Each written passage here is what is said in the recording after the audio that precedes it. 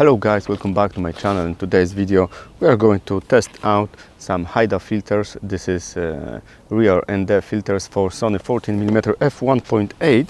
So this is that lens, and the thing is that this front element glass is so huge that you cannot put any ND filter on this thing, so you have to put a filter on the back side of the lens.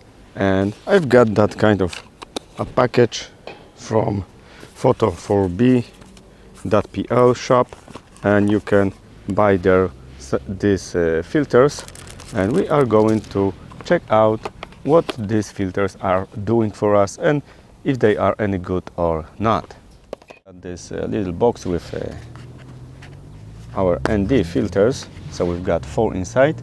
It's ND 0.9, which is ND8, is ND 1.2, which is ND 16, it's ND 1.8, which means ND 64, and it's ND 3.0, so it means ND 1000. It's a little bit funny, but I was explaining this in a video before, and right now we are going to check how long does it take to prepare this ND filter on the back on this lens, because there is some kind of a misconception on internet that it's hard, it takes quite a long time, so we are going to test it out. So I'm going to take this, the first ND filter, it's ND 0.9, and let's start this fun. Okay, so I put it on the back, not this way, I'm putting it this way, and voila, it's ready. So if you are going to say that it's hard, time consuming, etc., it's not a very good conception. Right now without any ND filter, and we've got 1/5000 shutter speed, so it can be too fast, I suppose, for most of you, and also for me, because we want to get that cinematic look and we need that 1/50 shutter speed.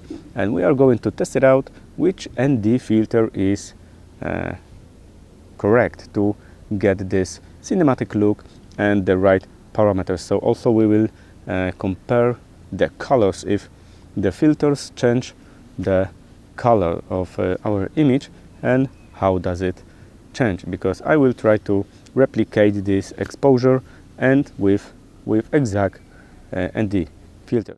And right now from 1/5000 I will go up with this exposure, and I went to 1/640. So I think that the exposure is similar. We've got not overexposed image right here, a little bit overexposed right here. And I have to tell you from the very beginning that changing this ND filters, even if I am outside right now, it's not so hard. It's kind of fast, easy. So that's it. It's if you are thinking that it may be time consuming or something like that, it's not so hard. So this is ND 0.9, so it's in fact ND 8. So let's go to test the next one. It will be ND 1.2, and it's ND 16. So we've got the next one, and let's adjust the shutter speed to get the similar exposure. Okay, right now we have 1/200 shutter speed, and I think that it may be still not enough if you want to get this smooth cinematic look. And ISO 100, 5600 Kelvin of white balance, and as you can see, not overexposed a little bit, my face similar, overexposed, underexposed a little bit, and the image looks like that. And also we will compare the colors. I will put you some images side by side to get the look if images change the colors with this ND filter. So right now we will go to my, I think the right ND, it will be ND 1.8. So at our nomenclature it is ND64, which I think will suit the best to get this cinematic settings. So let's jump to another one.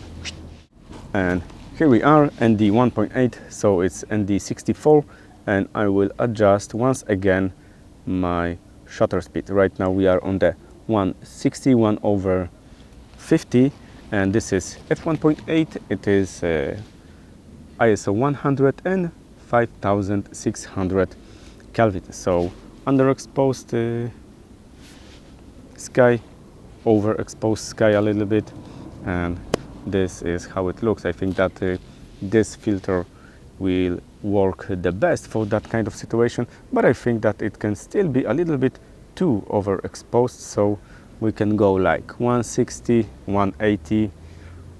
This is something I think that we should go, so we can definitely get the right exposure with that one lens. Tell me, how do you feel with this kind of look? By the way, it's 14mm, so it's kind of wide, and I like that perspective. It gets me. The last of ND filters, which number is 3.0, and in fact it's ND 1000, and let's make our exposure on point, and it's 1/5 in terms of shutter speed, and you can already get that strange kind of feeling while using this like that, 1/4 second, and this is how it looks. It's a very strong ND filter, and I don't know if you want to get that kind of a look, but if you would like to use this ND filter, let's adjust it once again to 1/50, and let's try to correct this with only ISO, and I think that we will go to around 1000, and yes, we are 1000 ISO, 1250, and you get exposure like that. So even if you would like to use this ND filter which was before, ND 1.8 or ND 3.0 like right now, I think that both of them are good for some kind of situation, like in a sunny day or like in a vlogging situation. So once again, let's adjust maybe a little bit in terms of ISO. I don't know if it's too dark, because on a screen it looks a little bit dark, but it's very sunny today, so I use Zebra in here to get the better knowledge what's going on the image. So here I see that it's overexposed, and here is underexposed a little bit, so it's the right exposure. Okay, and now I will try to walk around a little bit with this ND 1.8, only with one of them, and to check how it works while walking. And at least it's hard to find for me to any major difference in terms of color when we are comparing all of these frames while using no filter or using any of these filters. So I think that the colors matches kind of good. Let's make some walking test with one ND filter of both of them, of all of them, and this one is ND 1.8, so it means that it's ND 64, and right now I'm using it on a 1/50 shutter speed, one f1.8 aperture, ISO 80 and 5600 Kelvin. So I think that's it may be a good setting which a lot of us can be looking for. And as you can see, we have this sky a little bit overexposed right here, but when I will look to another side, it's definitely right exposure. So I think that it's some kind of a sweet spot. And right now we are on standard stabilization, so it's the whole image 14mm, and I'm on a straight hand right now, so that's the image you can get with this setup. And right now I will add active stabilization from Zv-E1. So it's active steady shot, it's around 10% crop, and we've got around 16 millimeters right now. It's f1.8 of course, so the wide open aperture. And let me know in the comment section how do you feel about using a filter like that. And the good thing about this is that this lens 14mm f1.8 G Master, it weighs a little bit, and I think that adding another ND filter in front of the glass would be too much. Because right now when I am holding it in a hand, it's I'm getting tired after 50 seconds, 70 seconds, something like that.